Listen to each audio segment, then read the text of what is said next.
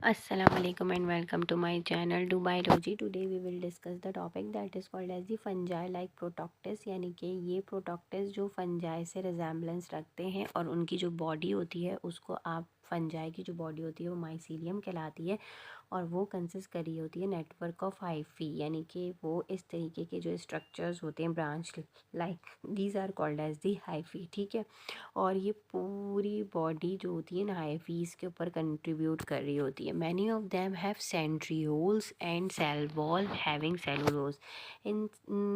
ये जो प्रोटोक्टिस होते हैं इनमें कुछ में जो है वो या ज़्यादातर में जो है वो सेंट्रियोल्स होते हैं और सेल वॉल होती है जिसमें सेलुलोज होता है। दे आर हेट्रोट्रॉफिक एब्जॉर्प्टिक फीडर्स, यानी कि ये हेट्रोट्रॉपिक एंड डिपेंड कर रहे होते हैं एब्जॉर्प्शन के थ्रू फीडिंग कर रहे होते हैं दूसरी बॉडीज से।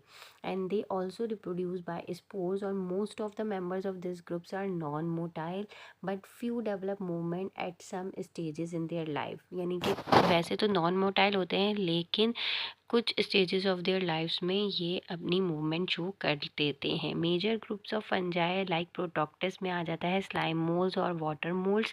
स्लाइम मोल्ड जो है वो कहलाता है माइक्सोमाइकोटा और motile like animals and produce spore like fungi.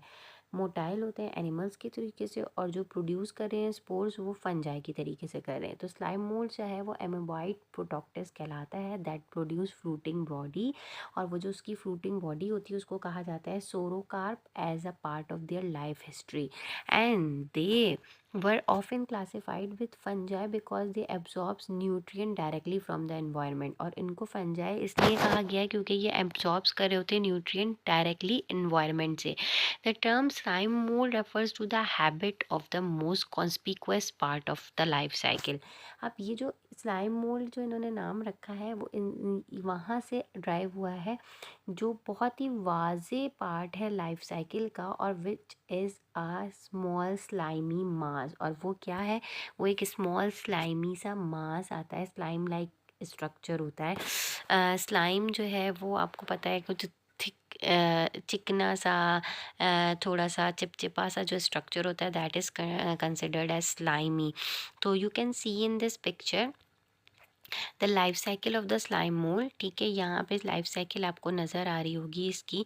अब इसके अंदर क्या होता है कि ये जो मेच्योर प्लाज्मोडियम है, ठीक है, उसके अंदर वो 2N है, यानी कि डिप्लॉयड इन नेचर है। अब यहाँ पे स्क्लेरोटा है, स्क्लेरोटा जो है वो मेच्योर प्लाज्मोडियम में भी कन्वर्ट हो सकता है या मेच्योर प्लाज्मोडियम स्क्लेरोटा में कन्वर्ट हो सकता है। ठीक है, यंग स्पोरंगिया, फिर मेच्योर स्पोरंगिया, फिर मियोसिस होगी, स्पोर्स जो हैं वो डिस्पर्स होंगे और मियो स्पोर्स के थ्रू, और जो ये स्पोर्स हैं ये एन होंगे। ठीक है, फिर जर्मिनेटिंग मियोस्पोर्स जो हैं वो क्या करेंगे, वो एक एमेबॉइड गैमेट भी जो है वो रिलीज आउट होते हैं जो प्लाज्मोगैमी और कैरियोगैमी कर रहे होंगे। प्लाज्मोगैमी और कैरियोगैमी का मतलब है कि जब साइटोप्लाज्म फ्यूज होता है that is called as the plasmogamy, और कैरियोगैमी वो कहलाती है जिसके अंदर न्यूक्लियस की फ्यूजन होती है। तो मैंने कहा स्लाइम मोल्ड जो है वो एक स्ट्रेंज और ट्रूली वंडरफुल थिंग है and it structure and behaviour have raised many question at one stage in their life cycle. Some species of slime moulds are creeping mass of living substance and the movement of this living thing brings to mind a giant amoeba. अब यहाँ पे ये देख लें कि यहाँ पे ये जो क्रीपिंग मास होता है ये एमीबा लाइक स्ट्रक्चर कहलाता है, इसीलिए इसको कहा गया है एमेबॉइड प्रोटोक्टिस। ठीक है, जब इनकी प्लाज्मो और कैरियोगैमी हो जाती है तो ये जो है वो जाइगोट फॉर्मेशन कर देते हैं विच इज़ 2N, क्योंकि ये N है। ठीक है, ये 2N बनाएगा और फिर एक मैच्योर प्लाज्मोडियम में कन्वर्ट हो जाते हैं।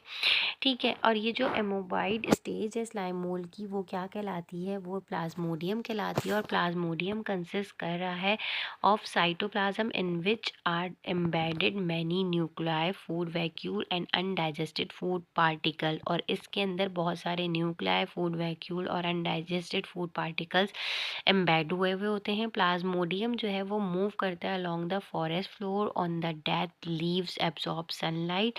ठीक है, और ये जो है उन्हीं से फॉरेस्ट फ्लोर में जो डेड लीव्स होते हैं वहीं से एब्जॉर्ब करता है फूड मटेरियल, सनलाइट एब्जॉर्ब करता है। And in this dry off in warm environment a miraculous metamorphosis takes place.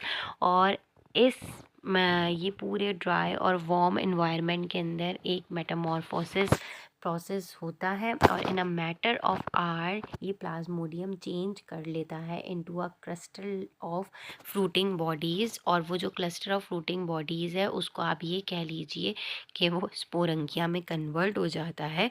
पहले यंग स्मॉल स्पोरंगिया राइज होते हैं एंड देन मेच्योर में स्पोरंगिया विल फॉर्म। और ये जो पार्ट ऑफ ईच स्पोरंगियम है वो कैप्सूल कहलाता है। ये आपको जो पूरा स्ट्रक्चर यहाँ पे नज़र आ रहा होगा, this is called as the capsule.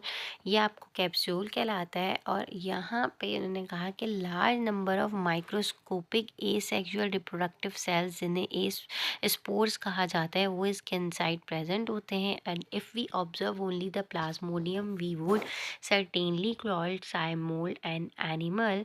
अगर हम प्लाज्मोडियम को बहुत ज़्यादा गौर से ऑब्जर्व करें तो हम उसको क्या कह सकते हैं कि ये एक एनिमल की तरीके से बिहेव कर रहा है।